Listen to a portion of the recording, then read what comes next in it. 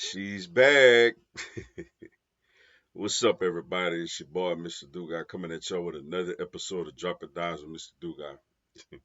And tonight I'm going to talk about a couple of things. First, LSU gets good news as Flaujae Johnson will return for her senior year to LSU and forgo going to the WNBA draft. And I also predict and take preview and predict the men's Final Four on Saturday between Auburn versus Florida and Houston versus Duke. Before I get into this video, for anyone, if you want to drop a dollar on the Cash App information is down in the description box. Also, if you want to follow me on social media, that information is down in the description box. If you're a subscriber to the channel, greatly appreciate the love and support. If you're new to the channel, welcome. Make sure you subscribe, hit the bell notification button, like the video, and share it with your folks, yo. Yeah, man. First off with Flaujae, man, big news. Honestly, I didn't know what to expect. I could have seen either way. I could have seen her, taking that leap. I also could have seen her coming back, man. And I'm so glad she's coming back. Shout out to Chris Hilton, man. You keeping your woman in school with you another year, man. If you had something to do with that, shout out, salute to you, my brother. Nah, but in all seriousness, man, it's big, yo. Now you got a dynamic. You lose Elisa Morrow. You surprisingly lose Samaya Smith. And now you got a dynamic duo between Flaujae and Michaela Williams, who you could build around. You got two All American guard, McDonald's All American coming in. You got a McDonald's All American wing player coming in. And you got Jada Richard on the was a freshman this year, who I really think could play. Maybe I'm a little biased, because I know her a little bit, but she could play. And the portal wide open. You know what I'm saying? The portal is wide open, and I mean they got players with the names of Tanaya Lotson and Olivia Miles, who both are basically on LSU. Both is on both of their finalists, list if they have one.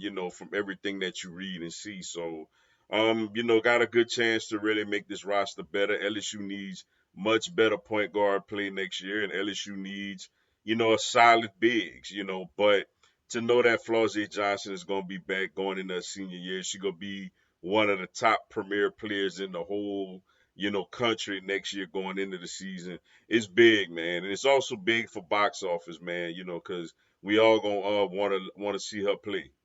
And now taking a preview and predictions of the men's Final Four. First matchup, you got the Auburn Tigers taking on the Florida Gators. Florida had their number this year. Florida went over there to Auburn and beat them on the road, man. Led by Walter Clayton Jr., who probably is the best point guard in the country. First team All American.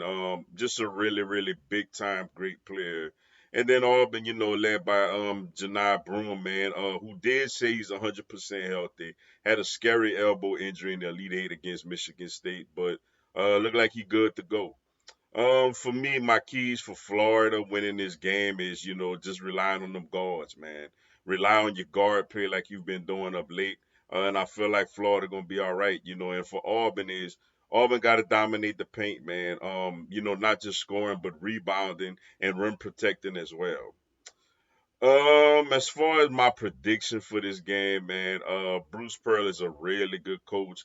Ty Golden actually got his feet wet under Bruce Pearl as a grad assistant, so it's gonna be a little emotion for both those sides. But I'm gonna go with the Florida Gators, man. I just think Florida got too much firepower offensively, and I just think they get it done over Auburn, man, and advance to the national championship. And then the other semifinal matchup, you have the Houston Cougars taking on the Duke Blue Devils. Houston led, by LJ Cryer and Sharp, and some just really good defensive play. Like Houston really at times could really lock you down defensively, man. And I think they're the best defensive team left in this tournament, yo. And then you look at the Duke Blue Devils. I mean, that starts with Cooper Flag. Cooper Flag is going to be the number one pick in the NBA draft. Rightfully so, man. He stuffs the stat sheets. He gives you points, rebounds, and assists every night he's out there. And they got good players like Proctor and Knippel around him. This Duke team is tough and it has a lot of length. They could play really good defense at stretches as well. Keys to this game, man. For me, Houston got to knock down shots, man. If Houston could shoot the three ball well, then I think Houston got a really, really good shot at this game. And for Duke, man, I feel like Cooper Flag got to get at it, man. Cooper Flag got to definitely put up points. Houston is going to come with some swarming, very physical defense, and your best player got to respond to that. And your best player got to go out there and get buckets and not let that level of physicality, intimidate them or make them back down. As far as my prediction for this game, man, I'm gonna go Houston. I'm gonna go Houston. I just think that their ability to really, really lock you down defensively, combined with the fact that I just feel like Kelvin Sampson. I feel like he's been a really, really good coach for a long time, and I think this is his opportunity to finally, coach for a national championship. So, excuse me. I'm gonna have Florida versus Houston for the national championship, yo. But with that being said, man, that's all I got for y'all tonight. Appreciate y'all checking out the video. Hit the like button for your boy. Give me a subscribe, man. Have LSU, NCAA, and content on my other teams throughout the year. Y'all have a blessed one. Go Tigers.